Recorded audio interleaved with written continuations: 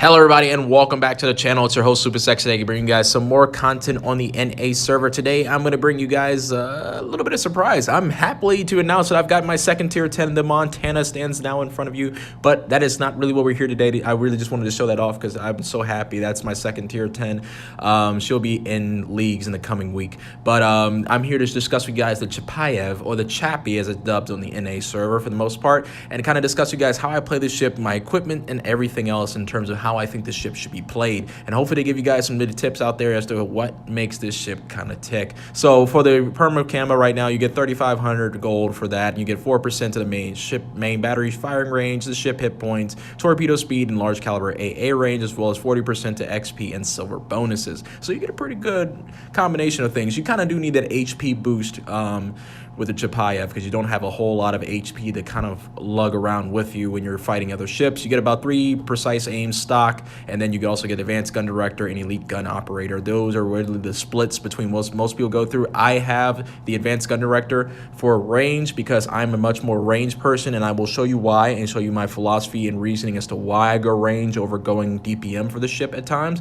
I have the DPM mod, of course, reload, and then you have acceleration gear, and then I have speed. Now you can run traverse gears, you can run double traverse gears as well if you want to. I wouldn't necessarily recommend a tanky setup because it doesn't have a whole lot of hit points to begin with, and it is a cruiser light, so you're not really going to be lasting long on a tanky setup anyways. It's best to either make it maneuverable or make it a mobile artillery piece the way I've been playing it. But you guys can just see with these videos, I'm going to be basically showing you guys why I love this thing so much. 2 fires off the bow right there of the Eugen, another one there, another fire off the Eugen later on as he pops around the corner. And I've sped the video up actually to kind of give us a little bit of lapse for time here, but you can just tell just how well this thing is at lighting fires, and for the most part. Now someone asked me, you know, what's the key to really lighting fires to the ship? And I really say, well, going back to my aiming videos I did in the How to Play series a long time ago, you guys have to keep in mind and remember that you want to make sure your shells are landing on the deck of the ship that you're aiming at. If it's not hitting the deck, it's hitting the plating,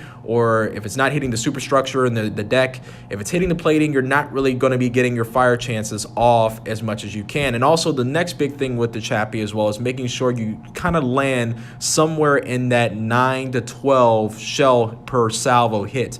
The Chappy has wonderful dispersion and great gun velocity and shell velocity to it. So really you should be landing a good amount of your shots if you're aiming properly. And so that 9 to 12 value is where you want to keep it at to keep those fires going on different ships. You have the DPM you need to necessarily get fires, and that's what's really going to save you in the end with your 12 guns. Now keep in mind, this thing turns like a battleship, and this is what I'm hoping to demonstrate here with me 1v1ing this Benson. You have to be a little bit predictive and understanding and how to move quickly and knowing what your enemy's going to do before they even make the move, because if you wait too late, I would have taken all those torpedoes, and trust me and believe me, the way the Benson's torps are set up, that would have completely sank me, especially if I got flooding off of that. So you have to be very careful when fighting DDs and understanding, you know, when to get out of a situation and when to get into a situation with them.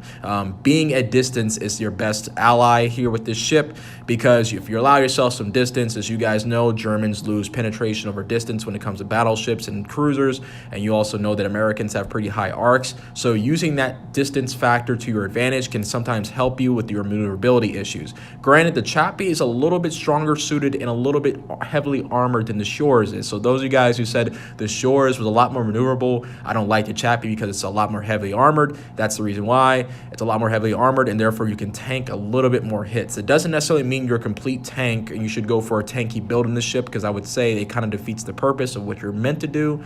But you can actually kind of graze a few more shots in the Chappy than you could have do in the Shores. The Shores is very fragile of a ship, and the Chappy is just about as fragile a ship as well. But luckily at tier 8, you start getting the ships that don't have the all or nothing armor, like the New Mexico, Colorado, and other ships like that. So you start getting ships that have a little bit more lightly armored in certain places, so you can actually get a couple different penetrations here and there. The Chappy is wonderful with dealing with destroyers. I personally recommend AP at all times. Throw in a precise aim, you'll definitely see Japanese destroyers go from 0 from full HP to 0 in absolutely no time at all. It is amazing to watch a full precise aim 152 salvo go into a Japanese destroyer and half health it right off the first salvo of those 12 guns. But as you can see, that this perfect type of dispersion. Anywhere I'm aiming, so the shells are landing basically where I want them to. You're seeing a lot of 11 hits basically per salvo. That's where I try to keep it at. I try to keep the penetrations up there. The more penetrations, the more likelihood of me getting fires and so on and so forth, especially with HE.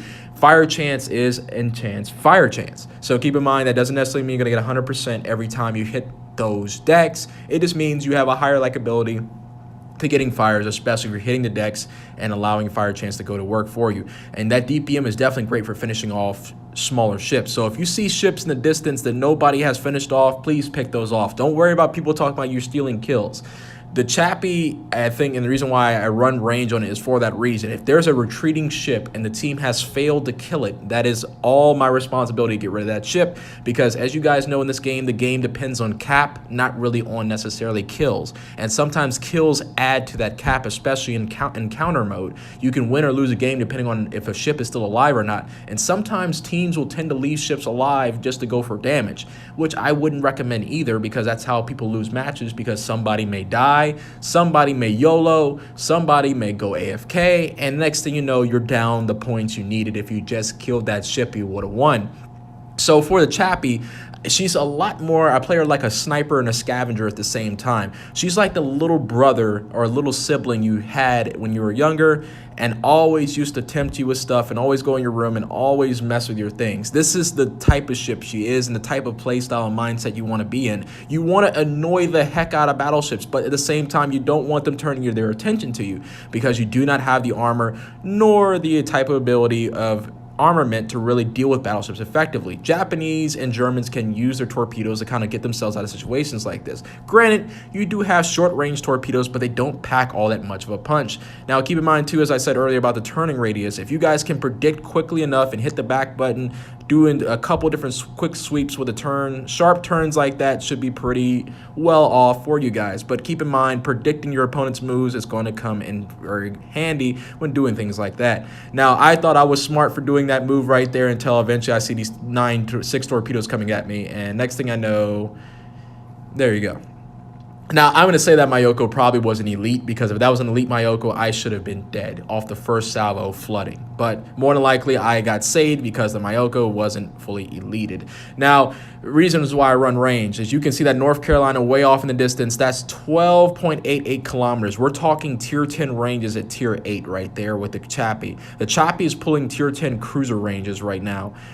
Usually that's right around the Hindenburg. The Hindenburg's range is somewhere in that 12 zone. I forget exactly what the actual number is, but that's basically where the Hindenburg's range is right now, and I'm basically engulfing this North Carolina in flames. This is exactly the reason why I like to run range for the ship. I don't like to get involved with close quarters combat because the turrets do not move very quickly, and you do not have torpedoes to bail you out of the situation. So you have to play your distance, you have to play it well, and understanding when the fight is yours to take and when the fight is time to run, which is also the reason why I run the propulsion gear. This is what brings me back to that point. A lot of you guys may have asked, okay, so you run double traverse, you run traverse gear. I ran, just to kind of recap it, I ran DPM, which is the reload modification, the acceleration gear, and the propulsion gear. Why is that? The propulsion gear is meant for me to get in and out of situations kind of quickly. And also, this first propulsion gear is meant for me to get up to speed quickly. So if I see torpedoes in the water, I can kind of make sure, oh, that was close. I can make sure that, yeah, if anybody wants to report that dancing bot to Reward Gaming, be my guest. But anyways, to kind of recap that point, if anyone wants to kind of get close to me, I can use that speed to get away. I move about 36, close to 36. It's 35.9, but I'm going to say it's 36 knots, around about 36 knots with their propulsion gear. Without the propulsion gear and just the ship refined fuel for the supplies, you'll run about 34.5 knots, which isn't a whole lot of big difference, but to me, getting up to that speed quickly with that propulsion gear makes a big difference to me, because at times I like to run this mobile artillery wise, where I like to move up, stop, move up, stop, move up, stop, and if I need to reverse and get out of that situation, I can drive and get out of there as quickly as possible, as well as I can also close in the gaps on battleships that happen to kind of be in the back, because there's this whole new camping meta I didn't get to catch the memo to, that now the battleships are starting to do. So either they push up too far or they stay too far in the back. So obviously, this is the reason why I run this, is for both of those situations. If they run if they get up too close, I can run away. If they get too far back, I can close in the gap and make things happen for me that way. But still, as someone who's maybe new to this line or new to cruisers in general, I may recommend running the traverse gear to kind of give yourself a little bit more mobility and agility to kind of dodge those shell rounds. Because I'm used to playing cruisers and I'm used to playing battleships for the most part, and used to dodging shells and knowing when to dodge those shells, it makes it all the more important for me to have the speed instead of having the traverse gears. I can easily get out of a situation without traverse because I understand how to get my ship to turn and how to understand when to get out of a situation, especially since I played most of these ships. I played the Iowa, I've played the North Carolina.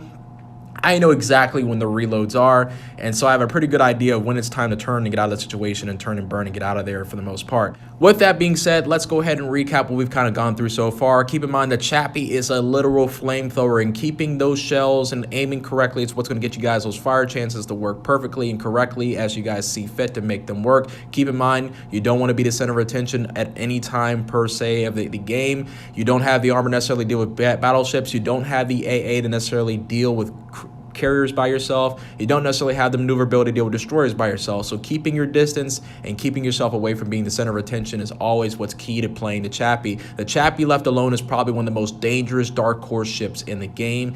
Always keep that in mind when you're playing the Chappy. But if you guys have any other questions or comments about the Chappy, let me know in the comment section of this video. I'm your host, SuperZex, and I'll be seeing you guys next time.